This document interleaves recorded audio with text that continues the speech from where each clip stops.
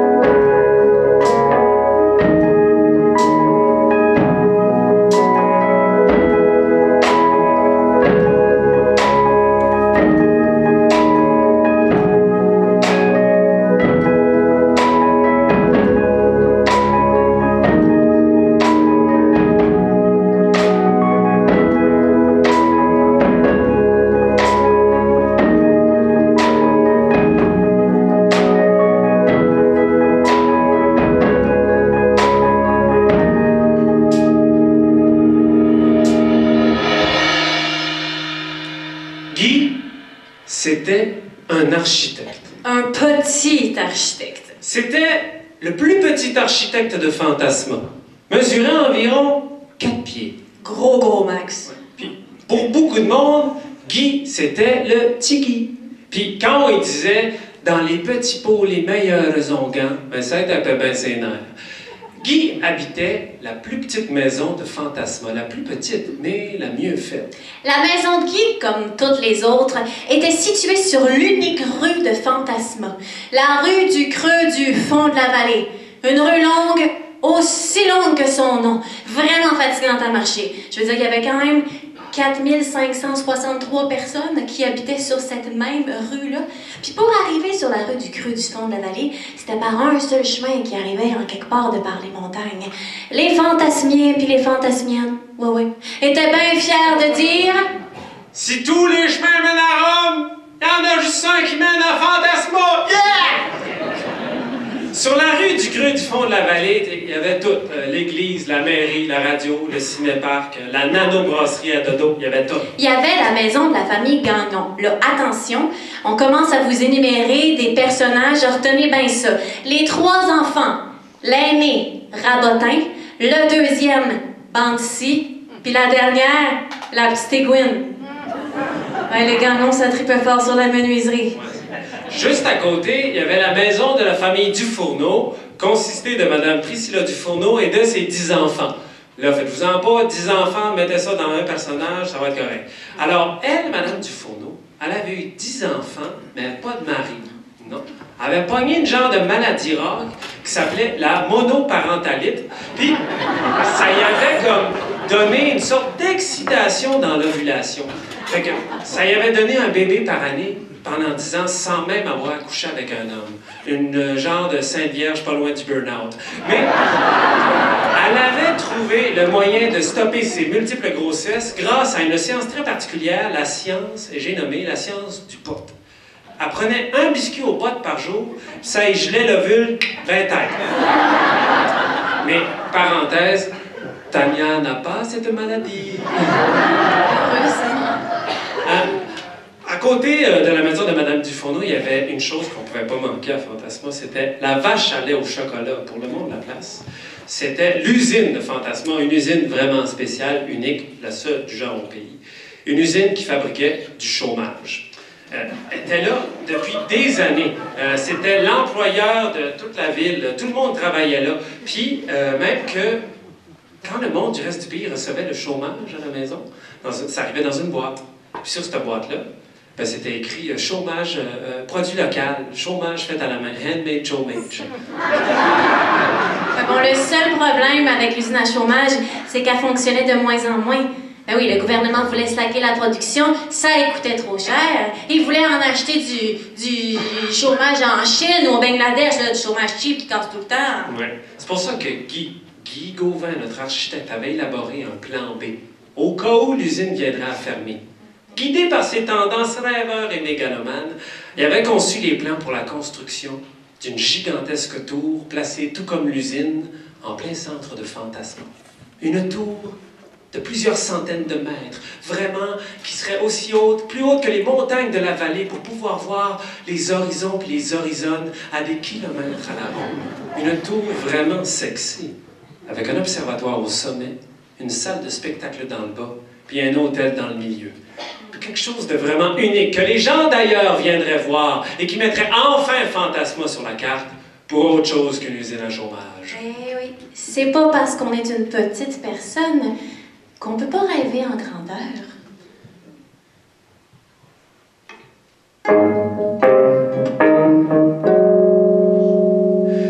Les petites personnes, que voient-elles vues d'en bas? Est-ce que les gens sont plus beaux? Est-ce que le ciel est aussi haut? Est-ce que c'est dur de peinturer les murs? Est-ce que c'est dur devant les clôtures?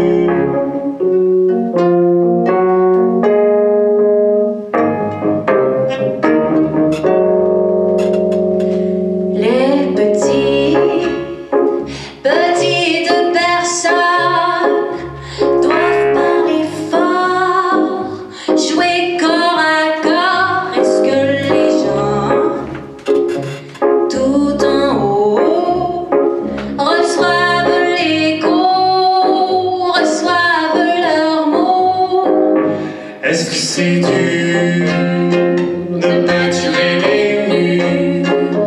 Est-ce que c'est dur devant les clôtures?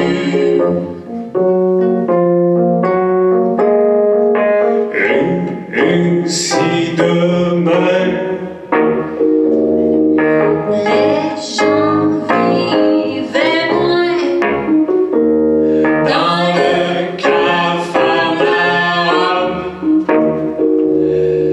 ils verraient mieux les petites personnes.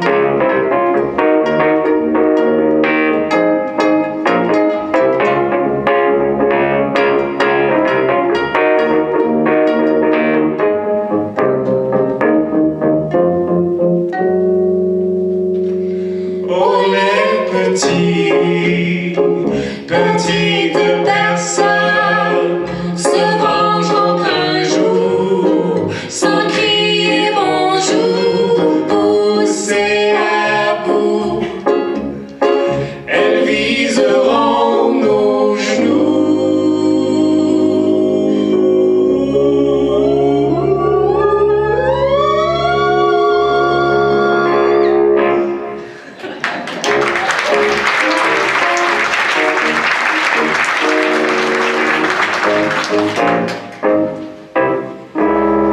Pour sa tour, pour sa fameuse tour, Tiggy avait eu l'aide d'un allié précieux, un bon chum, le maire de la ville, Marcel. Ouais, lui, son nom c'était Marcel, puis son prénom c'était Marcel. Quelque chose que ses parents n'avaient pas compris en quelque part. Marcel était maire de Fantasma depuis au moins 50 ans, puis quand lui était là, tout allait bien. C'était un homme toujours bien habillé, complet, veston, portait toujours une cravate qui fasse du jogging ou du lavage. Il avait ben du swag, puis il fumait vraiment une grosse pipe. C'était comme un genre de grand sage avec beaucoup de libido. Genre Le pape. Surviendra. Bref, cette journée-là, Guy et Marcel sont sur le chantier de la tour.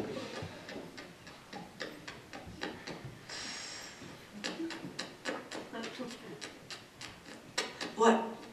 Ah ouais. J'aime ça, une tour, Tiggy. C'est le fun. Ouais. Il y a deux choses que j'aime, en fait, dans une tour. C'est voir la vue d'en haut, parce que ça nous fait sentir plus grand. Puis son symbole mâle. Ah, c'est beau. Tabarnouche, c'est une bonne pipe, ça. Bref, au milieu de leur conversation philosophique, il y a un ouvrier qui vient vers eux, Rabotin Gagnon. Il a une roche noire dans les mains. Il est bien excité de ça parce qu'il sait que cette roche-là vaut de quoi. Alors, mais Marcel le vire de bord tout de suite. Oh, laissez ça là, Rabotin! Quand c'est que vous en trouvez de la roche de même, il faut que vous la laissez là.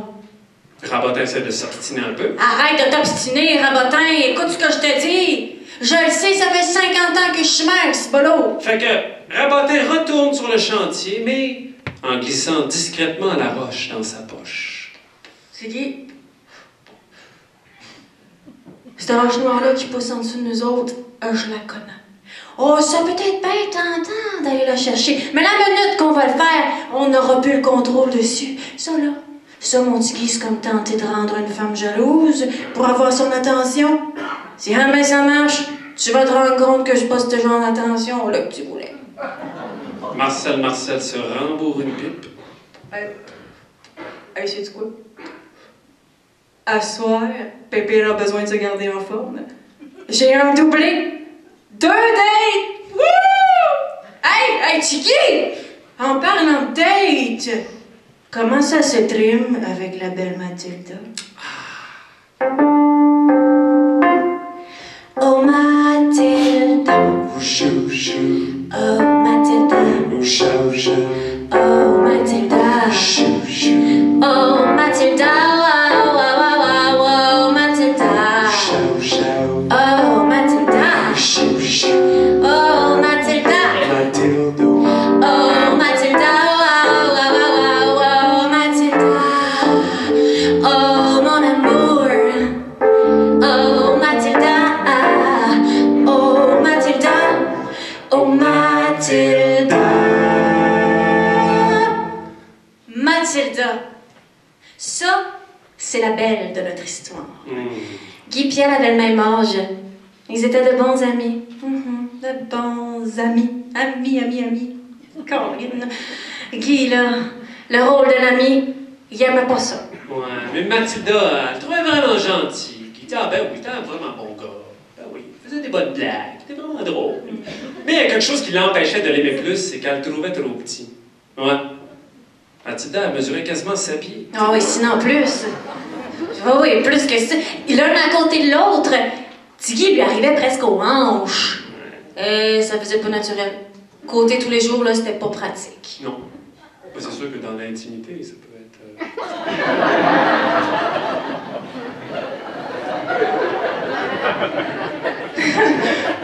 OK. Bref, hein? Bon, Mathilda, c'était la plus belle fille de la ville, la plus grande et la plus mystérieuse. Elle était comme l'objet de désir ultime à Fantasma, de tous. Un pot de place pour les mouches. Mathilda, elle s'impliquait partout où elle pouvait dans tous les comités possibles de la ville. Comité des jeunes, comité des vieux, comité des tout-petits, comité des pas beaux, comité des fleurs qui puent. Bref, tous les comités qui existaient, elle les faisait. Mais avant tout, Mathilda, c'était une coiffeuse. Oui, mais une coiffeuse bien spéciale. Elle pouvait lire l'avenir dans les cheveux. Puis plus les cheveux étaient longs, ben plus elle pouvait voir loin. C'est pour ça que quand elle allait à Fantasma, tout le monde avait soit une queue de cheval, une grosse touffe ou un molette. Tout le monde espérait pouvoir se faire trimer l'avenir par la sexy Mathilde. Là, il est temps de faire un peu de place dans votre cerveau parce qu'on va vous présenter le bad guy de notre histoire. Ouais, ben faites-vous bien de la place, là, parce qu'il nous reste 1h20 chaud. Ouais, c'est ça. Je te vois un cabanon dans le cerveau, quelque chose. Alors, le bad guy de notre histoire, c'est le maire adjoint de la ville, l'éternel numéro 2, mieux connu sous le nom de Vladimir Ving Roussel. Qui est Vladimir Ving Roussel?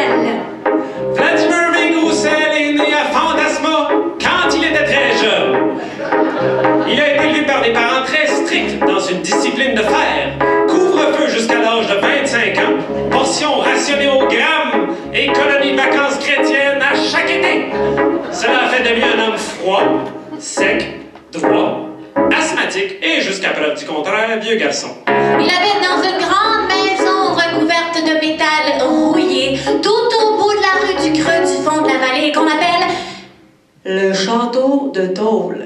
Devant, aucune fleur, aucun arbre, un gigantesque stationnement pour son corbillard personnel et une statue en asphalte noir, grandeur nature de sa mère, Drusilla Roussel.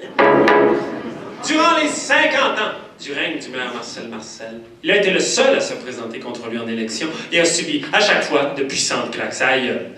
Donc, ce jour-là, Mathilda est en train de passer ses ciseaux dans son avenir et de lui faire une mise en pli de sa calvitie. T'as pas trop long de cheveux, mon loup, hein? Ça va pas être facile, mais je vais faire mon gros possible. OK. Je vois... C'est dur à voir. On dirait qu'il y a beaucoup de vapeur dans ton avenir. Quasiment comme dans un sauna. Je vois du pouvoir, puis de l'argent, ça c'est sûr. Vladimir Ving sourit. Se prend une petite puff de pontasse. Puis pour la remercier, il lui donne une photo de lui en maillot de bain, dans son bain.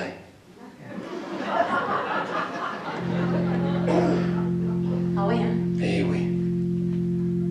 Plus tard, cette nuit-là, pendant qu'il faisait l'amour à Doris la brigadière, juste après avoir fait l'amour à Manon l'autostoppeuse, au pic de son deuxième orgasme, le cœur du grand sage de Fantasma, le maire Marcel, s'est figé pour l'éternité. La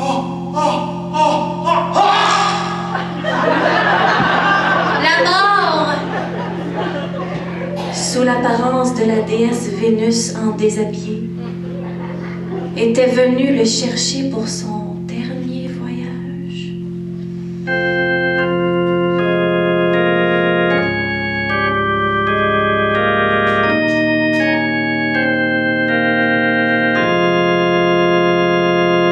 Là, c'est là que la marde a commencé à marder à Fantasma. Quelques jours après les funérailles, Guy se rend sur le chantier de sa tour. Quand il arrive, personne ne travaille.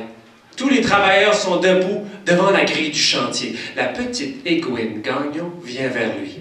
On n'a pas pu rentrer sur le chantier? Il y a un gros cadenas sur la grille. Ah, je l'aurais pu le scier. Le scier. Quoi? Le scier. Le couper! Ah, OK. Mais je voulais t'attendre, Kiki, pour faire sûr, à cause de la pancarte. Sur la grille, au-dessus du cadenas, une petite pancarte. Dans chantier fermé jusqu'à nouvel ordre, ville de Fantasma. Ça prend pas 2 secondes que Guy embarque dans son troc à pédale, puis il pédale jusqu'à la mairie. Il arrive, il débarque de sa régine, il marche vers les grandes portes, il marche, il passe devant le secrétariat, il voit la porte du bureau de Marcel, puis il l'ouvre, puis là, il y a le choc. Assis dans la grosse chaise en cuirette municipale, il y a Vladimir Ving avec une cravate au cou. Attention, une cravate de Marcel. Ah! Je me disais bien que j'allais voir ce matin dans mon bureau un charmant petit nain. Je suis dans le regret de vous annoncer que j'ai mis un frein à votre chantier. Vous avez aucun droit de faire ça? Ah, par intérim et jusqu'à preuve du contraire, j'estime être maintenant le nouveau maire. C'est fini, les folies, le dépensement des dépenses puis les niaiseries. À partir d'à cette heure, c'est moi qui ai le cordon de la bourse. Je vais veiller sur le cash comme une mère sur son ours. Parce que je vois la vie sous un autre angle. À cette heure, tout ce qu'on va faire va nous rapporter. On va devenir riche. J'ai ma petite idée. C'est pas une tour dont Fantasma a besoin, mais d'un trou.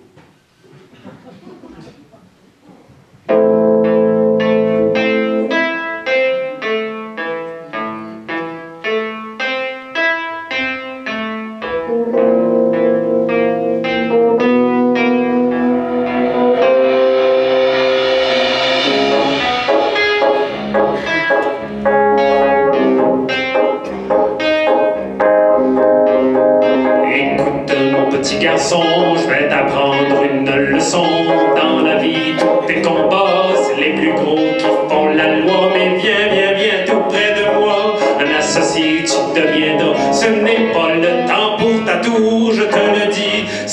tours, je ne fais pas dans la dentelle. On m'a accouché au fond d'une poubelle, oh j'ai depuis trop longtemps rongé mon frein. J'ai depuis trop longtemps rongé mon frein. Je n'ai plus de peau au bout des mains. On va voir.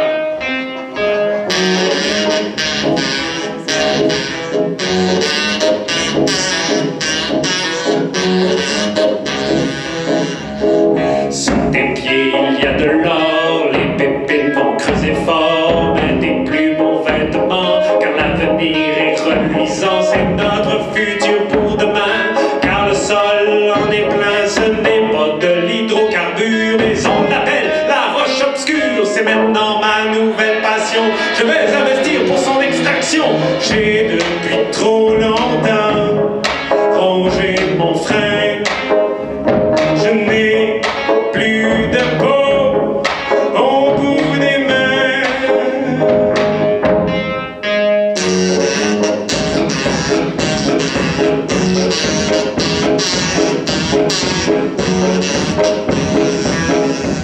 Retiens tes efforts, il est déjà trop tard, la pépine est dehors. Nous allons forer des trous pour ramasser des gros cailloux. Le PIB, c'est mon bonheur. Je mange ma croissance avec du beurre.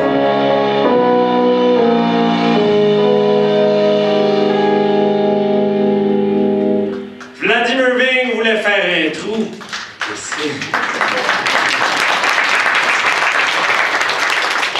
Vladimir Ving voulait faire un trou, Guy voulait faire un tour. Les mêmes 4 lettres, juste pas dans le même ordre.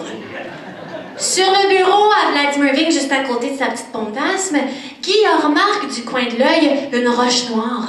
La roche que Rabotin était venu lui montrer l'autre jour. Cette roche va nous remplir les poches. Basta l'usine à chômage. Avec ça, on va nous rendre des hommages. La ville a besoin d'investir pour son extraction. Et la construction de ta tour va mourir au feuilleton. C'est hors de question. Ah, malheureusement, ce n'est pas une option. Vous pouvez pas décider ça tout seul. Il va falloir faire un vote. Ah ben, je ne ferai pas de vote. Je laisse cela pour les patriotes. Écoute, petit voyou, c'est pas dur à savoir qu'est-ce qui est mieux entre ta tour puis mon trou. OK. Il a peut-être pas dit ça comme ça à ce moment-là. Mais ça sonnait pas mal de même. Fait que là, les deux, ça s'obstine dans le bureau. Un vote! Pas de vote. Un vote! Pas de vote. Ça part de plus en plus fort. Ils finissent par crier, puis là, tout d'un coup... Vladimir Ving commence à s'étouffer. Il y a une crise d'asthme qui part. Vladimir Ving voit sa pompe d'asthme sur le bureau. Guy la voit aussi. Ben là, Vladimir Ving voit que Guy la voit aussi. Guy voit que Vladimir Ving l'a vu, qu'il a vu la Vladimir Ving voit que Guy est en train de voir qu'il a vu aussi. Puis là, les deux se garochent dessus en même temps. Guy la pogne en premier. On fait un vote, sinon je te donne pas ta tour. Ta pompe. Je veux pas de vote. Pas de pompe. Vladimir Ving tend la main vers la pompe comme Adam vers la main de Dieu dans la fresque de Michel-Ange. Guy le soulève par la cravate. OK, je vais en faire un. Un quoi, j'ai pas entendu? À ce moment-là, Rabotin Gagnon rentre dans le bureau. Ah, ça tombe bien que t'es là, Rabotin, ça va me faire un témoin. Qu'est-ce qu'on va faire, Vladimir Ving, finalement? Vote, maudit. Guy laisse tomber Vladimir Ving par terre et il lui donne sa pompe et il lui dit « T'enlèveras la cravate à Marcel que t'as autour du cou, parce que sinon, c'est moi qui va venir te l'enlever puis je déferai pas le nœud. » Guy ramasse la roche sur le bureau, il passe devant Rabotin puis il kick d'un tibia. Ah oui. Non. Guy était petit, mais il savait où viser.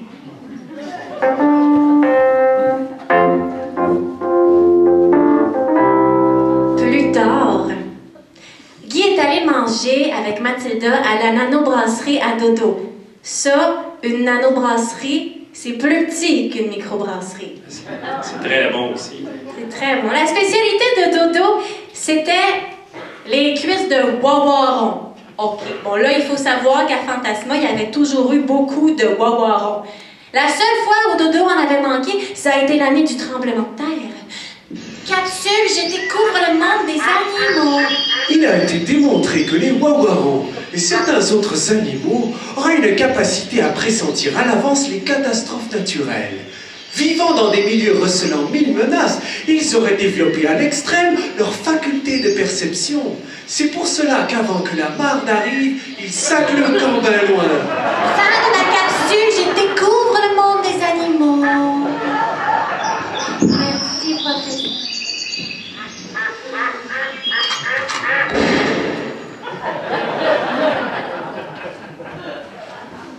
Aller chez Dodo avec Mathilda. Ça, là, c'était une des choses que Guy préférait. En plus, comme c'était des réguliers, Dodo leur avait fait faire un stool d'une différente hauteur pour qu'ils puissent se regarder puis se reparler tête à tête. C'était ce soir-là, en se partageant 2 douzaines de cuisses de wawaron, double barbecue puis de la bière à l'ail. Guy est nerveux. Il y a quelque chose à lui demander.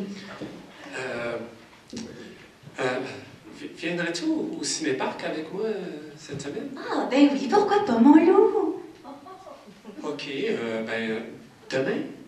Ah, demain, je peux pas, c'est mon comité des exclus. Ah, OK. Après-demain, peux-tu? Après-demain, je peux pas non plus, c'est le comité du ramollissement des sentences. Ah oui, OK. Après-demain, d'abord. Non plus, c'est mon comité des occupés. Ah. Tu dois l'aimer, ce comité-là, hein? Ah oui, beaucoup. Merci de demander, mon loup. Après-demain. Oh. J'ai déjà quelque chose. Après-demain. Ah. Je vais déjà au ciné-parc, en fait, avec Rabotin Gagnon. Il y a juste 2 personnes à qui Mathilda voulait pas couper les cheveux. 2 toupettes dans lesquelles elle voulait pas aller voir le futur. Celui de Guy, puis celui de Rabotin. Rabotin, c'était le genre de beau gars, normal, tu sais, boy next door, pratico-pratique, sportif, qui adore faire des jumping jacks, un douchebag, là, mettons. Mais Mathilda, on sait pas pourquoi elle fait battu, mais bon, quand même. Et puis, elle se disait que si elle était pour un jour prendre une décision entre les deux, hein, trancher la saucisse, elle voulait le faire avec son cœur, puis pas avec un tour de passe-passe sur le destin. Ici Anne-Juliane Larousse en direct du quartier général de votage sur les ondes de Radio Fantasma où nous suivrons avec vous cette journée de vote historique. Vous, la population, aurez à choisir entre la tour de Tiggy et la mine de Vladimir Ving. Le débat était devenu très polarisé en l'espace de quelques jours. Hein. Guy et Vladimir Ving avaient multiplié les discours dans les commerces. Ils avaient fait du porte-à-porte, du fenêtre à fenêtre, du garage à garage. Je suis ici avec l'ancien numéro 2 devenu numéro 1, Vladimir Ving Roussel. Monsieur Roussel, croyez-vous en vos chances de l'emporter? Ah, absolument. Les gens sauront choisir le bon choix. Je promets à tous les citoyens l'occasion d'assouvir tous leurs besoins. Je leur offrirai un petit compte de taxes et de la crème pour le thorax. Le gouvernement tourne la page. Il fermera l'usine à chômage. Nous devons trouver coûte que coûte d'autres moyens de gagner notre croûte. N'y a-t-il pas de danger quant à l'exploitation de la pierre obscure? Non. La sécurité sera entre bonnes mains. J'ai nommé une personne de confiance en mon contremaître, Rabotin. Quels seront les impacts sur l'environnement? Non, mais il n'y en aura aucun, je vous assure. J'adore l'environnement et toute sa moisissure. Les études le prouvent parfaitement. Mon trou est excellent pour l'environnement. Quelles études exactement? Des études très sérieuses. Quelles études exactement? Madame la journaliste, je n'aime pas votre ton. J'avais demandé à l'avance qu'on m'envoie les questions. Oh oui, mais monsieur... Ah, mais continuez ainsi et je couperai le courant de Radio-Canada, de Radio Fantasma. Au revoir. Merci, monsieur Roussel. Ce petit truc.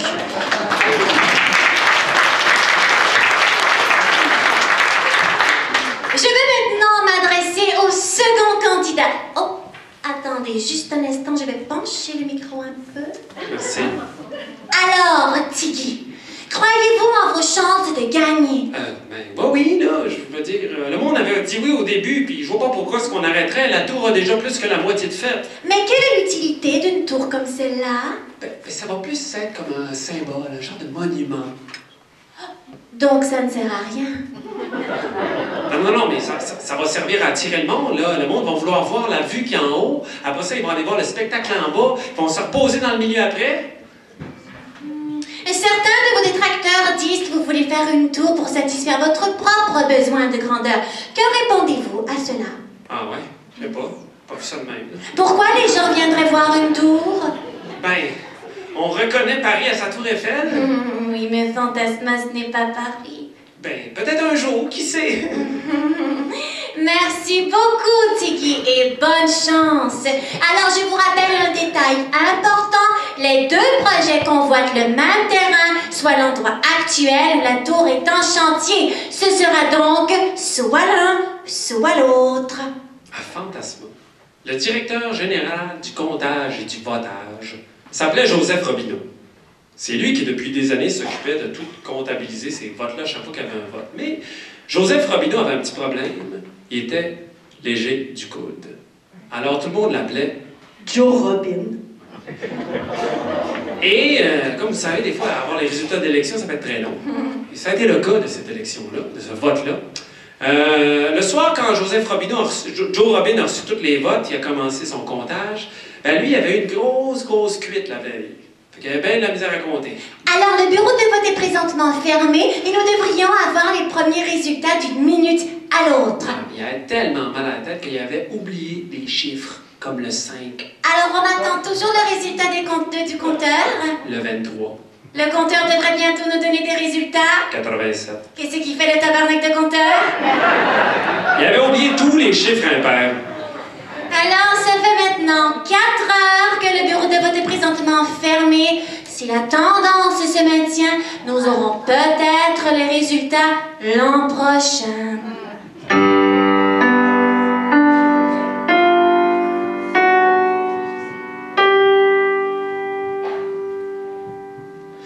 Si la tendance se maintient, comment je dois dire à mon enfant, c'est quoi un politicien? Va falloir que je mette des gants blancs, c'est les maîtres de la parole. Ça dit qu'un parapluie c'est une parabole. Pis des fois quand il parle, tu penses qu'il pense que t'es mongol.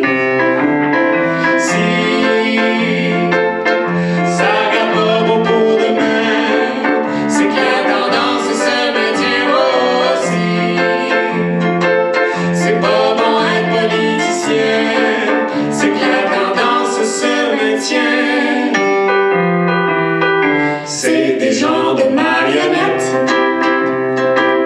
capables de faire des belles pirouettes, sont prêts à tricher les deux bottes.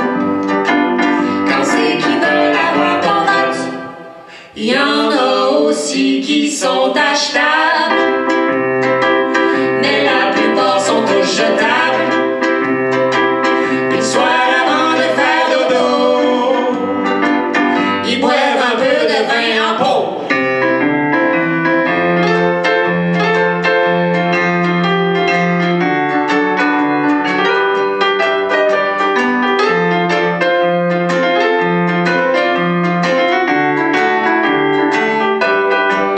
Oh, si ça regarde pas beaucoup demain, c'est que la tendance se maintient. Oh, si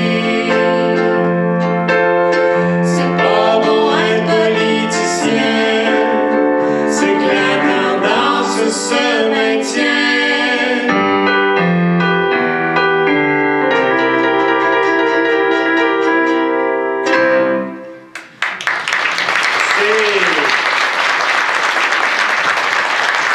Ça a été la soirée d'élection la plus longue de l'histoire de Fantasma. Les résultats sont sortis 3 jours plus tard. Parce que c'était finalement en retournant sa brosse que les chiffres se sont mis à réapparaître dans le cerveau de Joe Robin. Le résultat était le suivant.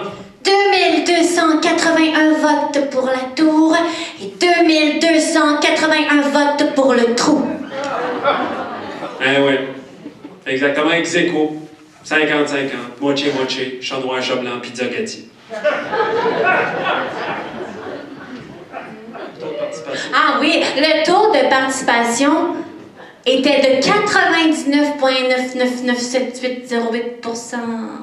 99,9997808%.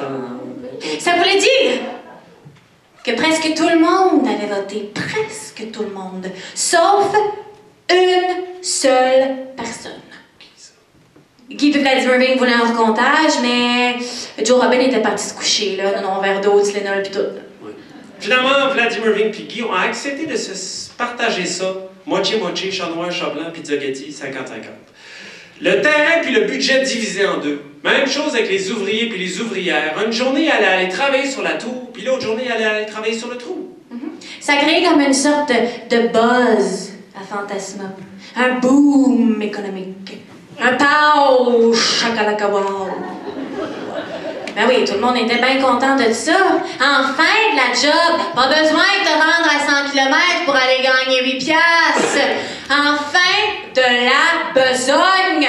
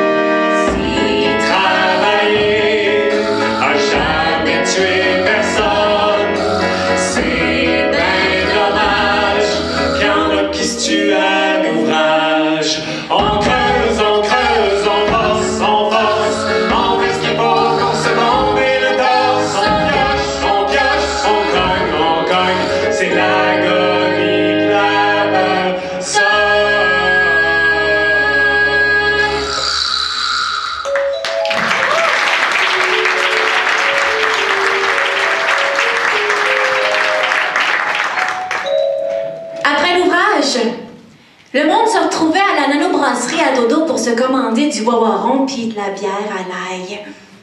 Guy est là, il est bien heureux, quelques verres dans le nez, tout va bien, la construction de la tour, puis finalement il trouve que le trou, ben pourquoi pas, ça marche bien. La seule affaire qu'il n'y a pas, c'est il manque Mathilda. Parlant de Mathilda, elle rentre dans la nanobrasserie. Ouais. Elle est supposément allée au cinéparc avec Rabotin ce soir-là. Elle s'en vient vers Guy, vers le 2 stools personnalisé. Mais quand Guy la voit s'approcher, ben lui, il décide de se lever puis d'aller s'asseoir avec la petite Equine. qui est assise là-bas à une table en train de partager un pichet de bière avec son livre. Là, il se met à de la flirter, la petite aiguille, elle est au 7e ciel, a de la brume dans les lunettes, puis il fait beau dans les bobettes. Colin, elle l'avait toujours trouvé beau, Guy, avec son mallette. Elle disait que c'était le plus beau mallette qu'elle avait jamais vu.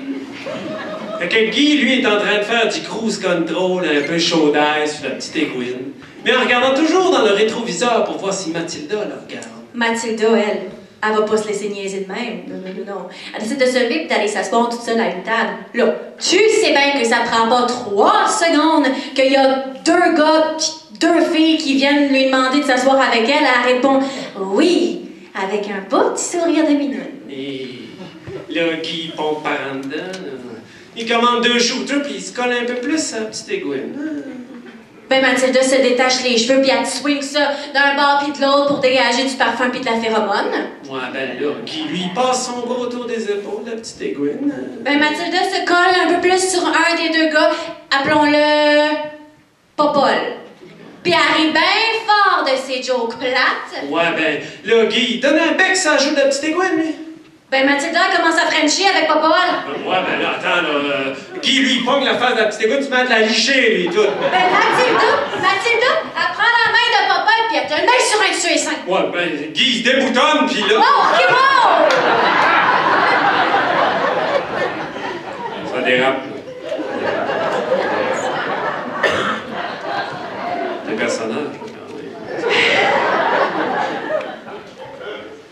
Ça se ramène de bord en bord, des 2 côtés du resto-bar.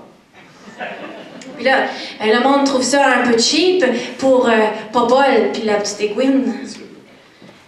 Tout d'un coup, Guy se désarime de la station de bière de la petite aiguine. Puis il s'en vient vers Mathilda. Excusez-moi, pas vous déranger.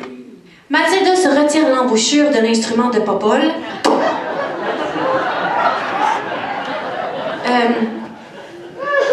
Non, c'est correct, mon loup. Ah non, mais vous avez l'air occupé. Ben, je sais pas, toi aussi, là, t'as l'air occupé avec la petite aiguine. Non, nous autres, on fait juste jaser. Là. Vous jasez pas mal dans la bouche, je trouve. C'est quoi, ça te dérange-tu? Non, pas tant tout. Non, mais moi non plus, ça me dérange pas. OK. Bon. Ah non, mais je voulais juste te demander... je voulais faire un comité, hein? un comité gestion de la tour. Hein? Puis c'est ça, je voulais savoir si tu voulais être dedans. Non. Non, je suis bien occupée, là. J'en ai trop de comités, mon loup. Hein?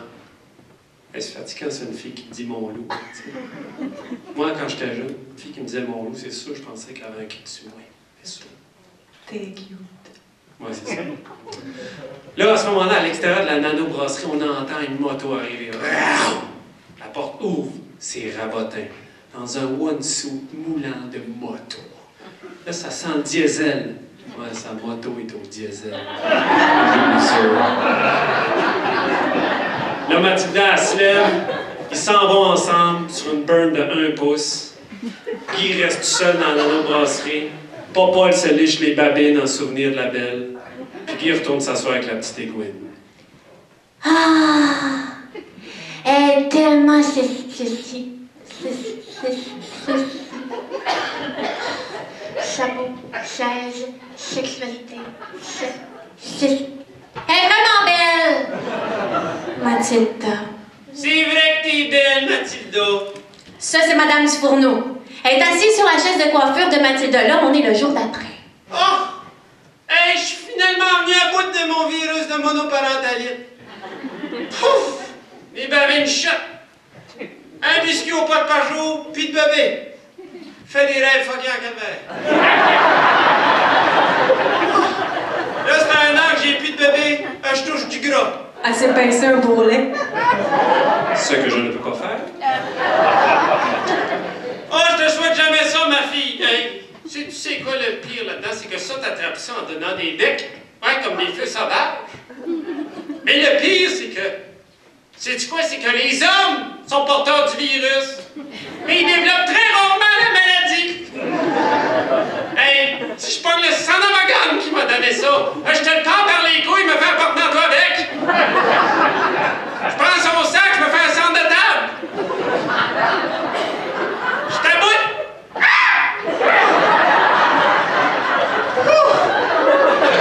Ça fait du bien. Arrange-moi ça, là. Fais-moi dégrader quelque chose. Parlant de Frenchie, comment t'as trouvé ton film au cinéparc l'autre soir? Parce que Madame Dufourneau était là ce soir-là. Ben oui, juste stationnée en arrière du truck de la bottin. Méchant beau truck, c'était la bottin, là. Tu lui es pédale après ça? Fais juste sûr, fille. S'il y a le virus des babines, donne-y pas de pic. De toute façon, cher, les hommes, en ce moment, là, j'en ai plein mon casque. Ouais, ça qu'on dit tout. Mais belle grande fille comme toi, doit pas être difficile. Oui, c'est ça. Pour changer de sujet, Mathilda commence à lui lire l'avenir. Prend une première mèche de cheveux, elle la coupe. Une deuxième, elle la coupe. À la troisième, elle commence à voir des bouts de vie, Madame Dufourneau. Elle qui chante « All by myself », toute seule dans son salon, ben stone. Elle voit ses enfants qui travaillent dans le trou. J'espère que tu me vois pas un autre bébé, en tout cas! Ah, non, inquiète pas, cher, j'en vois pas d'autres. Elle commence à les compter pour faire sûr. 1, 2, 3, 4, 5, 6, 7, 8, 9... Elle cherche pour le 10e. Puis à ce moment-là, les cheveux frisés de Madame Dufourneau deviennent chauds. Ses frisottis deviennent un peu comme des petites flammes. Les mains de Mathilda deviennent chaudes. Ça commence à lui brûler. Elle ferme les yeux. Elle veut plus voir cet avenir-là. Ça va, ma grande? Oui. En fait, tout ce que je vois, là, c'est qu'il fait chaud. Ouais, il fait trop chaud chez vous. Il faudrait peut-être baisser le chauffage un peu, je pense. Si bol. Mon avenir me dit juste de baisser le chauffage, il est plate en maudit. Pour la remercier, Madame Dufourneau y a donné une petite boîte de biscuits au beurre de pote. Mathilda s'est assise dans sa chaise, la tête dans les mains. Elle les avait pas toutes vues, ses enfants, puis elle n'avait pas osé y dire. Mais ce qu'elle avait vu, par exemple, c'était un feu. Ouais. Un grand feu à Fantasma.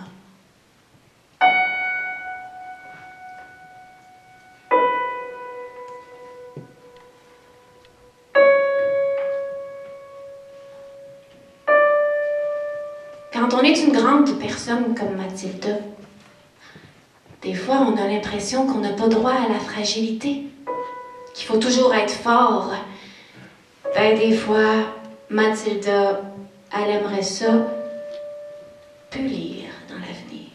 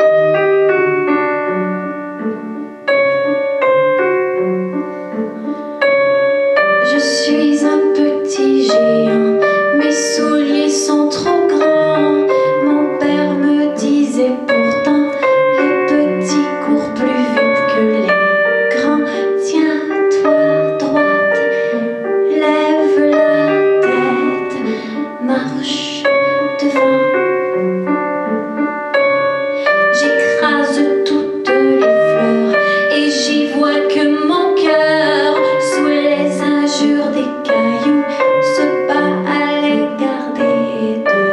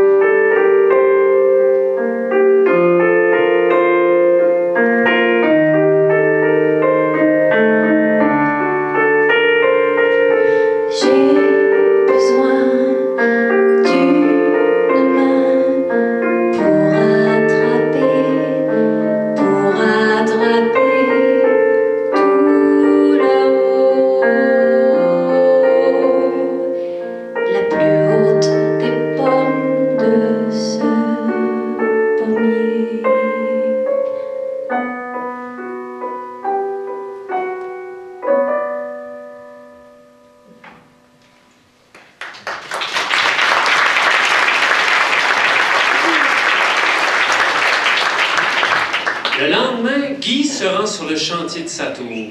Quand il arrive, personne ne travaille. Tous les travailleurs sont encore debout devant la grille du chantier. On n'a pas pu rentrer sur le chantier! Il y a un autre gros cadenas sur la grille. Mais là, j'ai commencé à le chier tout de suite! Sur la grille au-dessus du gros cadenas, il y a une autre pancarte. Danger. Chantier fermé jusqu'à nouvel ordre, ville de Fantasma.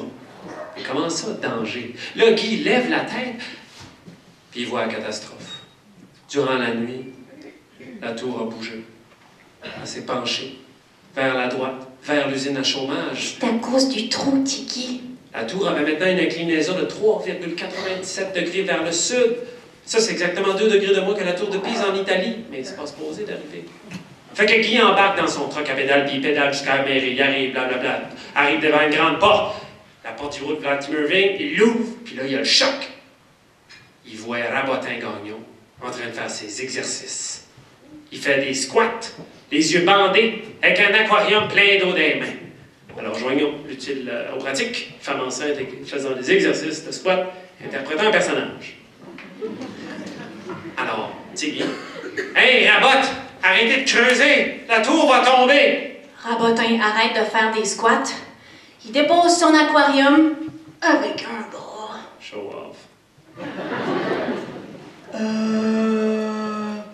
Nous autres, s'il y a de la roche obscure, on va creuser. Mais là, creusez pas plus, là, la tour va tomber! Rabotin enlève son bandeau sur ses yeux avec ses genoux. Non, là, vous allez vous imaginer le personnage.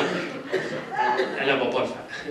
Alors là, Tiggy, hey, arrêtez de creuser, la tour va tomber! Déplace-la. Ben oui, fais ça. Fais ça comment, moi?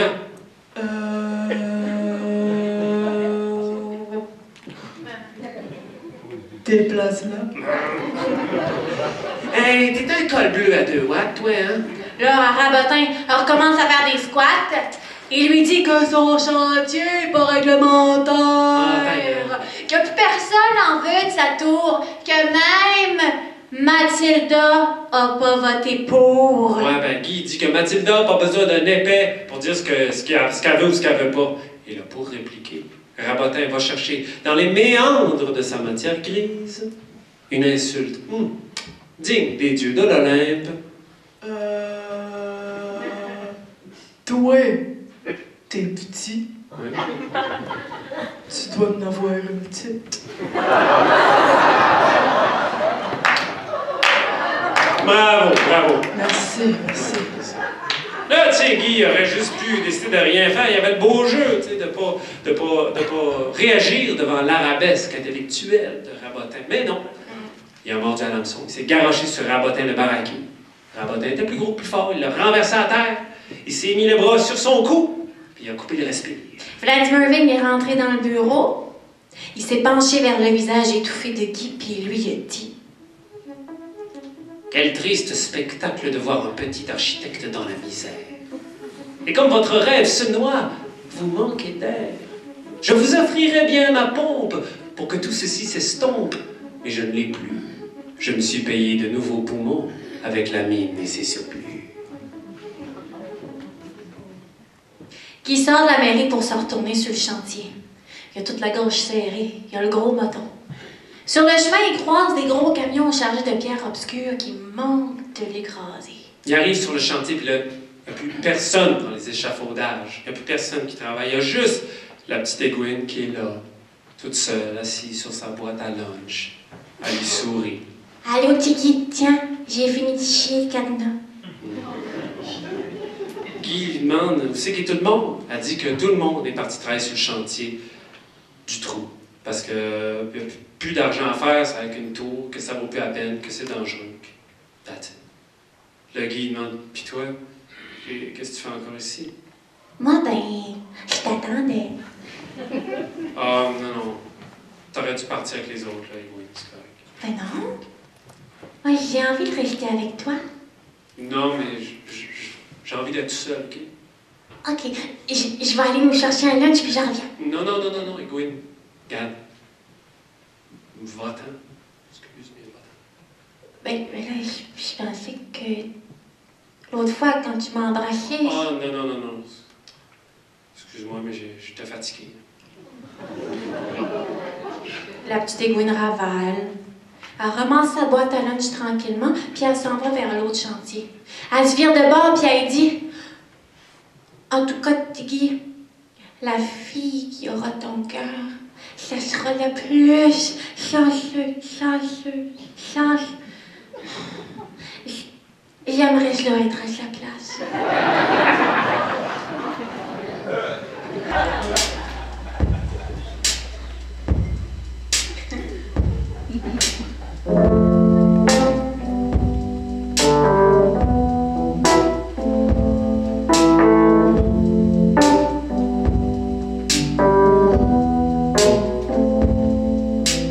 Elle a des yeux pour moi et j'ai des yeux pour elle. C'est un buffet de ciel, de beauté à volonté. Nous sommes d'un naufrage sans caresse historique. C'est une prise d'otage, c'est un enlèvement romantique.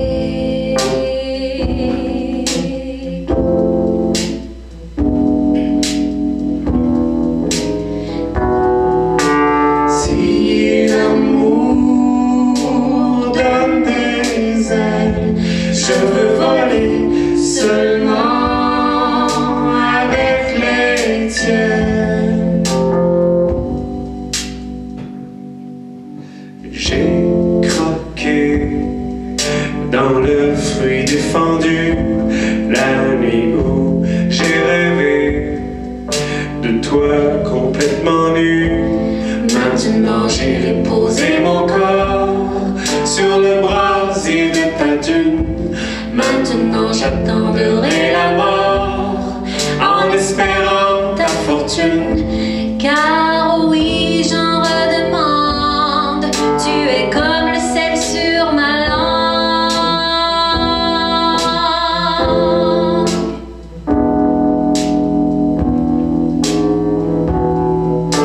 Si l'amour donne des ailes, je veux voler seulement avec les tiennes. Si l'amour donne des ailes, je veux voler seulement avec les tiennes.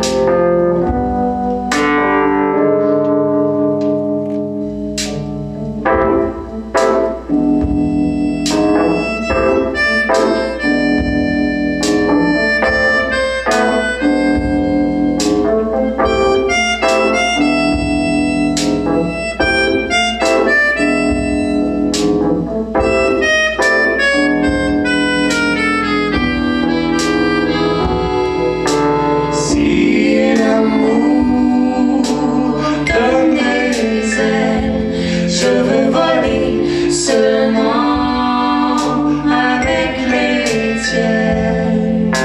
Si l'amour donne des ailes, je veux voler seulement avec les tiennes. Tu portes des millénaires, ton silence est allégorique, comme un bateau dans la chimère. Moi, je coule un pic. Après le départ de la petite aiguine, Guy est monté tout seul dans sa tour, puis à lui tout seul, il a rajouté plusieurs mètres, par orgueil, par tristesse. Après ça, il est redescendu, il était brûlé, il allait se coucher.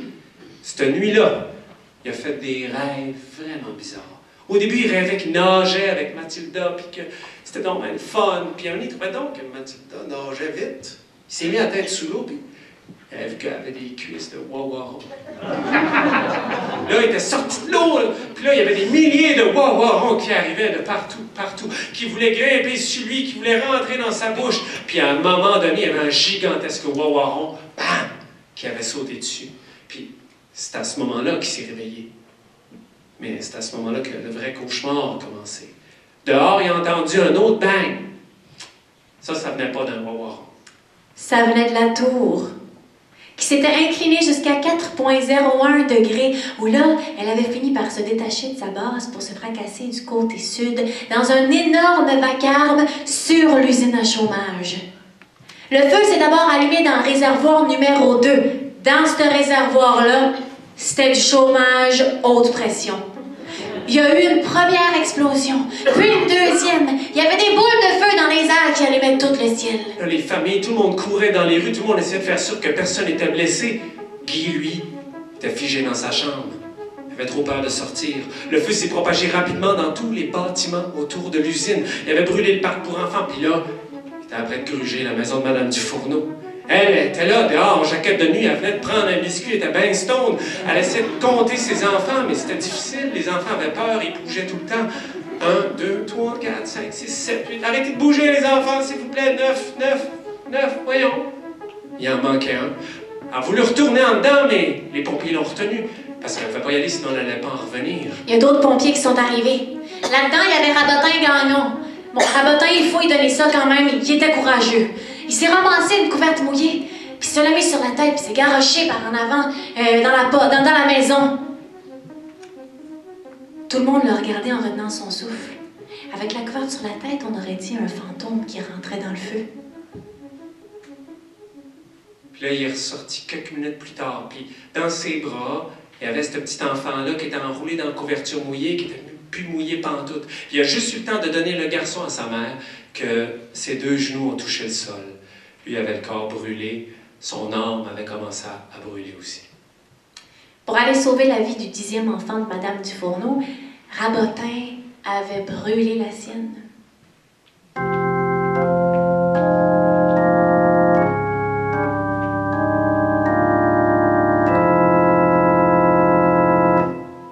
Le feu s'était enfin éteint.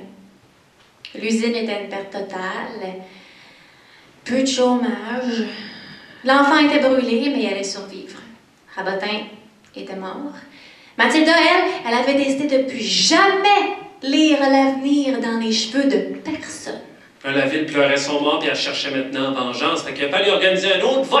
Savoir qu'est-ce qu'elle arrivait au coupable de la catastrophe. Tigui Gauvin. Ah, le peuple sera maître de la balance. Mais si ce n'était que de moi, la potence serait le premier choix. Dans pareilles circonstances, la ville de Fantasma avait 2 options pour punir ces criminels. A. Être condamné à l'exil dans les montagnes à perpétuité. Et B. Être pendu pendant 20 secondes. Le comptage a été confié encore une fois à Joe Robin. Le résultat, lui, est passé à l'histoire. Ex aequo, 50-50, Pizza Getty. Qui lui a proposé de subir l'option B, mais non, les citoyens ont refusé, prétextant qu'un criminel ne pouvait pas obtenir ce qu'il souhaitait. Il a donc subi l'option A, l'option pizza. Fait que Guy embarque dans son truck à pédale, puis il roule une dernière fois sur la rue du creux du fond de la vallée. Sur le bord de la route, il y a du monde qui sont là, qui sont venus le regarder, des curieux. Puis là, il entend des « Chou! Mourir! Meurtrier! Musulman! » Au bord de la ville, Vladimir Ving l'attendait. Ne t'inquiète pas, mon petit nain. Je prendrai soin de Mathilda pour toi. Avec les femmes, je connais le refrain. Et je l'inviterai bientôt à venir prendre un bain. Je n'aurais pas cru que ta tour aurait tombé si vite.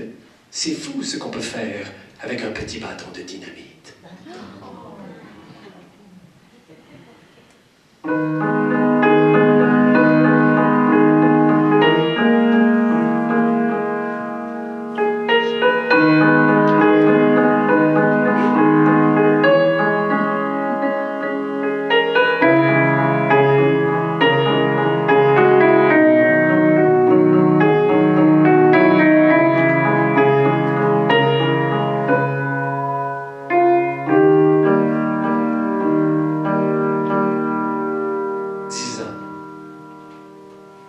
Pendant 10 ans, Guy s'est caché dans la montagne près de Fantasma. Avec le temps, il en lui, il s'était construit une petite cabane avec un observatoire perché pour pouvoir observer vers l'est. Il regardait Fantasma en la maudissant. Un jour, en revenant de la chasse au wawaron, il a trouvé une note sur sa porte. C'était une lettre du comité du ramollissement des sentences. Ouais, qui lui disait que sa peine d'exil avait été réduite à 10 ans. Ah, Guy voulait plus rien savoir de Fantasma. Non! C'était juste une ville de marde! Ouais.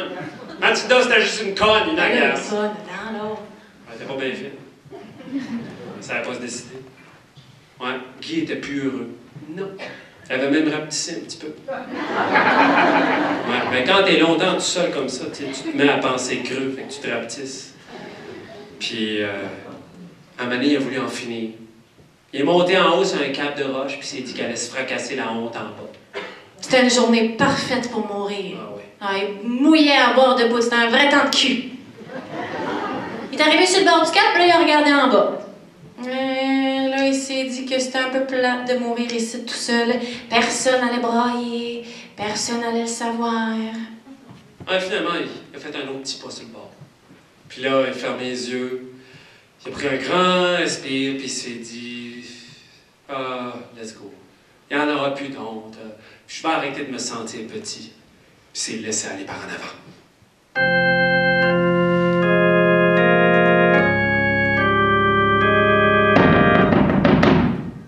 C'est toi, Mathilda. Tire la chevillette et la bobinette, chère. Mathilda pousse la grande porte du château de Vladimirville. Dans l'ouverture de la porte, il y a un tourbillon de vapeur qui se fait quasiment comme dans un sauna.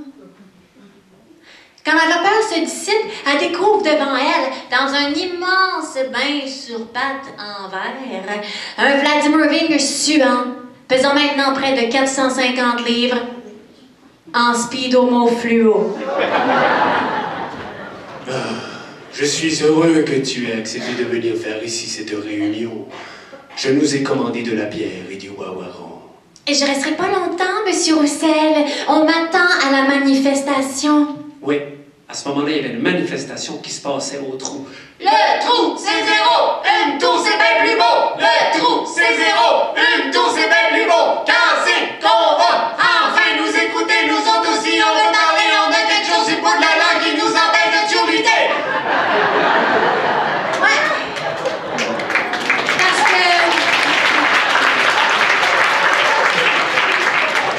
Parce que depuis un bout de temps, les travailleurs avaient de la misère à rejoindre les deux bouts, justement. Parce que plus ils creusaient dans le trou, ben plus financièrement ils se retrouvaient dans le trou.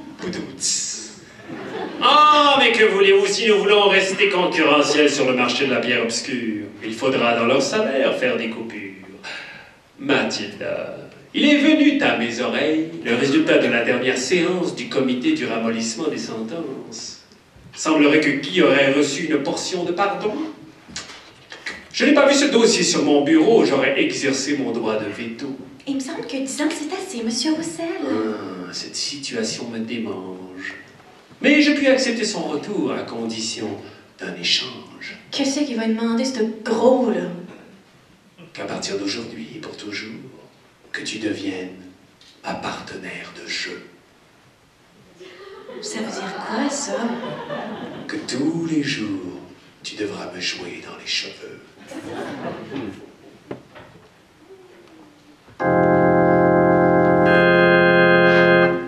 Là, on retourne du côté des montagnes, où Guy venait de se garrocher en bas du cap.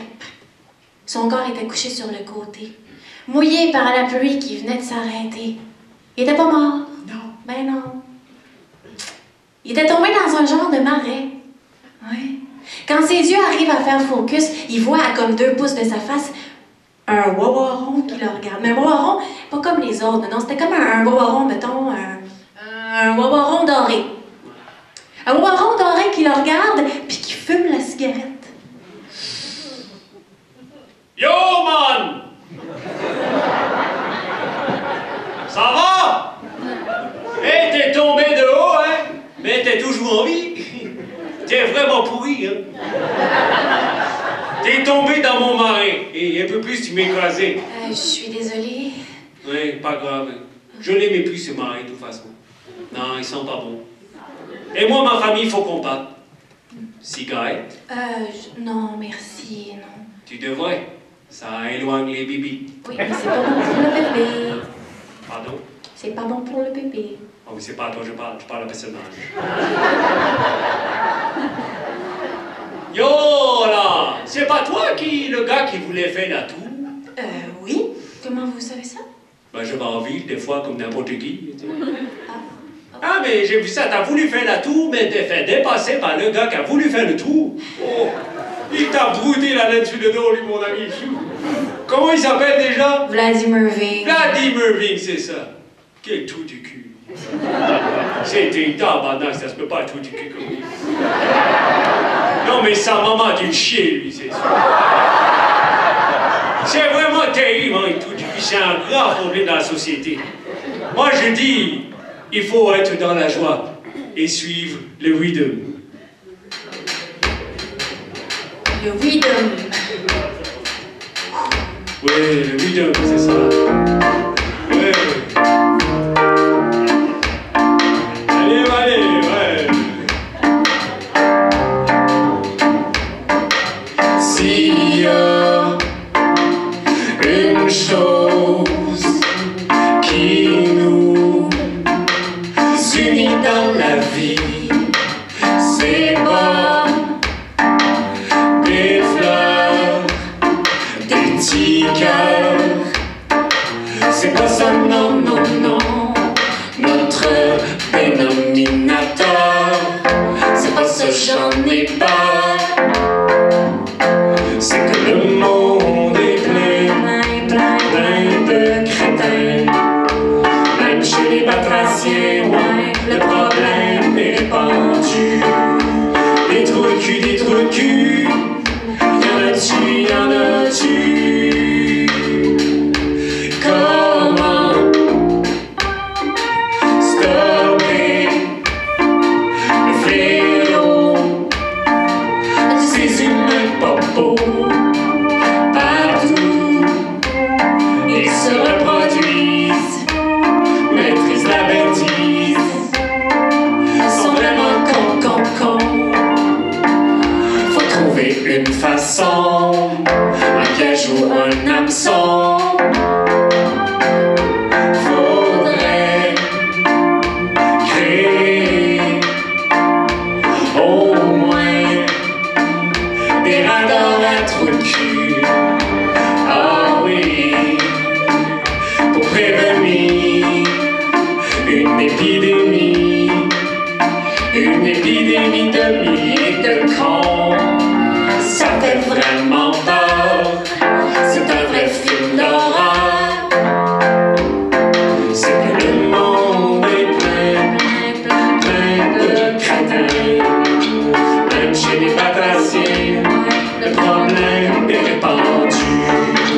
Des trous de cul, y'en a-tu? Mais c'est qui au fond qui est un trou de cul? Si c'est ça qui nous unit, qui s'est reconnu? Mais c'est qui au fond qui est un trou de cul? Si c'est ça qui nous unit, qui s'est reconnu? Oh, oh, oh, oh, oh, oh, oh. Ouais, ouais, ouais.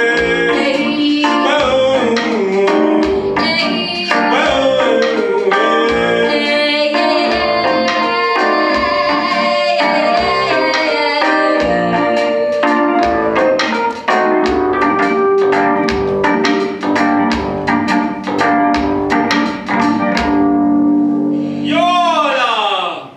Faut que t'arrêtes de faire ta feu-fille, là, Tiki. Tu connais l'histoire de la grenouille et des deux taureaux? Non. Je te l'ai racontée. Ok.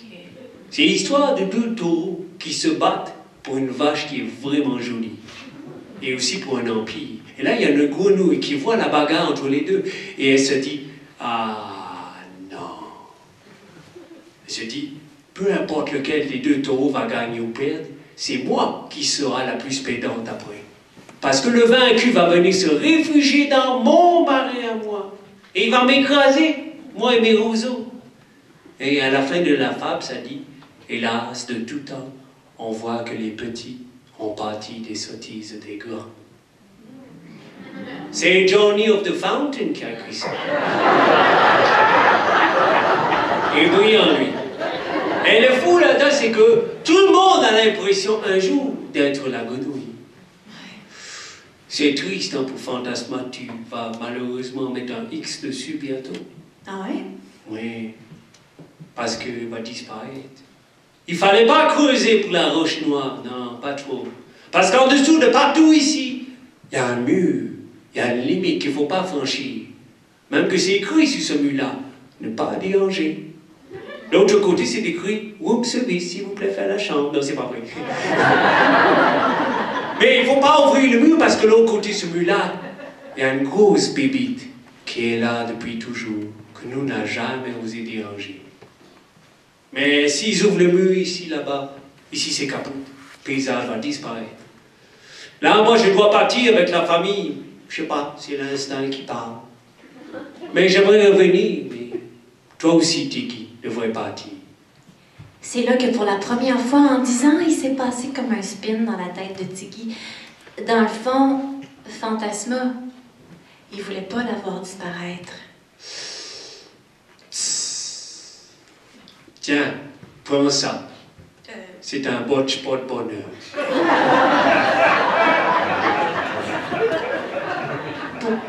Pourquoi vous me donnez ça? Parce que tu es l'élu. Hein? Ben non, Chris, t'es pas l'élu. Ça n'existe pas, des élus. Non, mais si jamais tu croises la bébite, tu pourras en avoir du besoin. Mais je te demande une chose en échange. Toi et tes amis, si pouvez-vous arrêter de nous manger? C'est vraiment... Non, mais moi, je te mange-tu? Ok, je vous le promets, monsieur. Monsieur, c'est quoi votre nom? Ah, Warren. Warren et Warren. Ben, je vous le promets, monsieur Warren. Merci beaucoup. Allez, à la prochaine. Respect. Le Wawaron, il a sauté en bas du cap puis il a disparu. Guy était là, toute seule, à se demander s'il pouvait vraiment se fier sur un Wawaron qui parle. Et au loin, il pouvait voir une affaire qui brillait à Fantasma. C'était le château de Vladimir Ving, complètement rénové. Ouais. À cette heure, c'était un château tout chromé.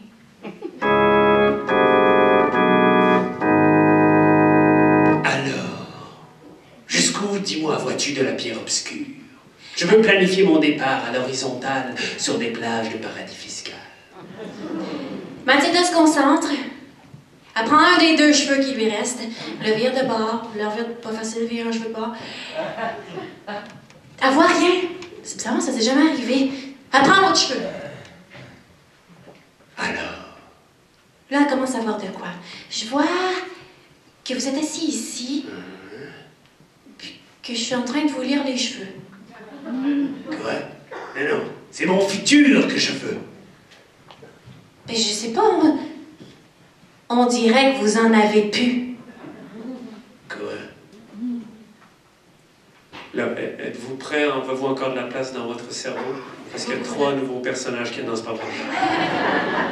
Juste parce que là, c'est maintenant le début de la fin. 3, 2, 1. Mesdames et messieurs, il y a eu un accident au trou.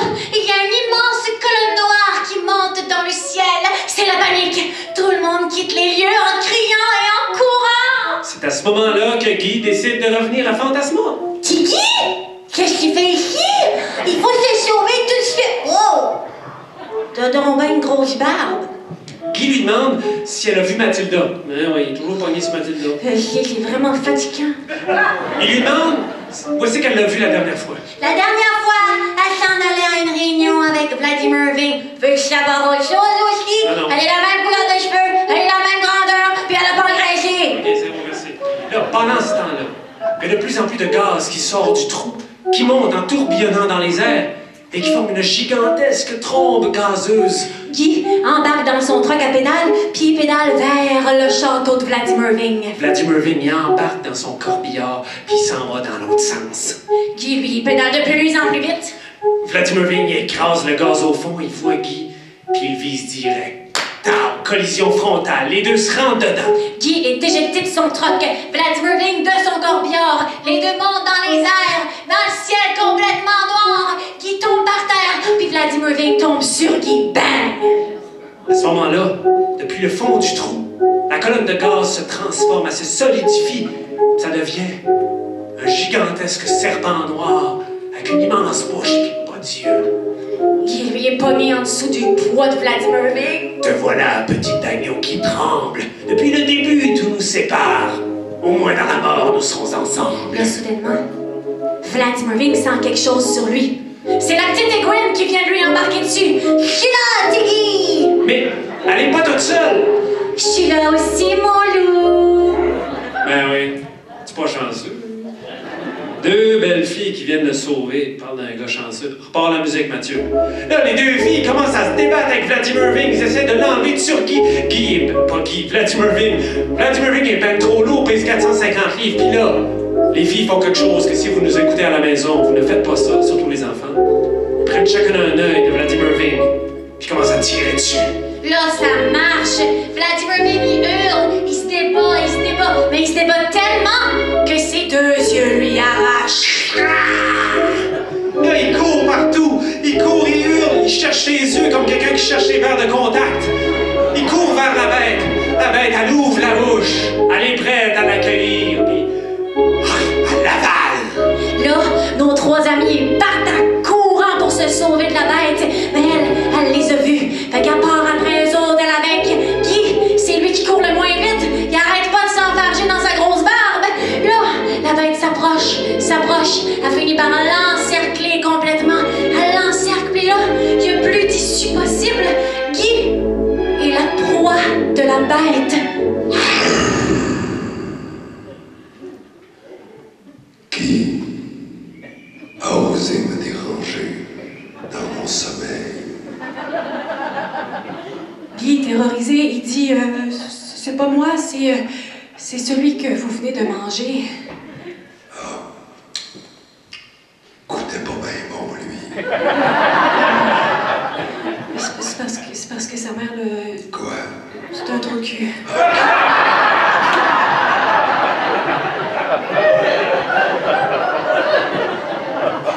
Puis toi, qu'est-ce que tu goûtes? Oh, bah, non, moi, une petite bouchée de 4 pieds comme moi, t'as pas goûté bon. Ça tombe bien. J'ai un petit creux. Puis là, tout d'un coup, la bête l'a avalé. Dans la bête,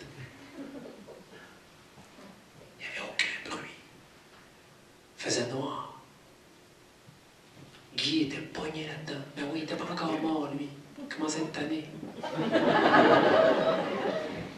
Après un certain temps, il commence à sentir quelque chose qui chauffe dans sa poche. C'est le potch porte-bonheur. Ouais. Il s'est allumé tout seul, puis il a commencé à boucaner. Puis là, il faisait plein de boucanes dans l'estomac de la bête.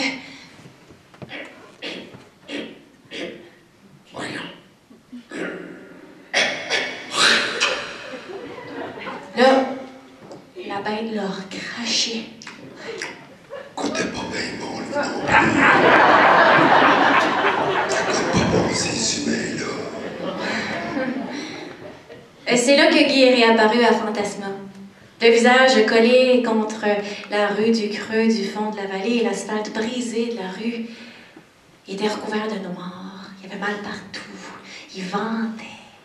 Il était tout seul, vivant, dans sa ville devenue fantôme.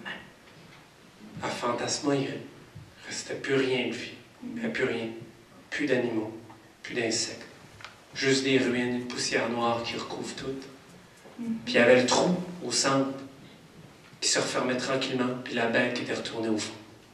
Les survivants ont décidé de s'installer près de la cabane de Guy, dans les montagnes, pour faire un genre de dernier village, un dernier checkpoint avant la ville fantôme.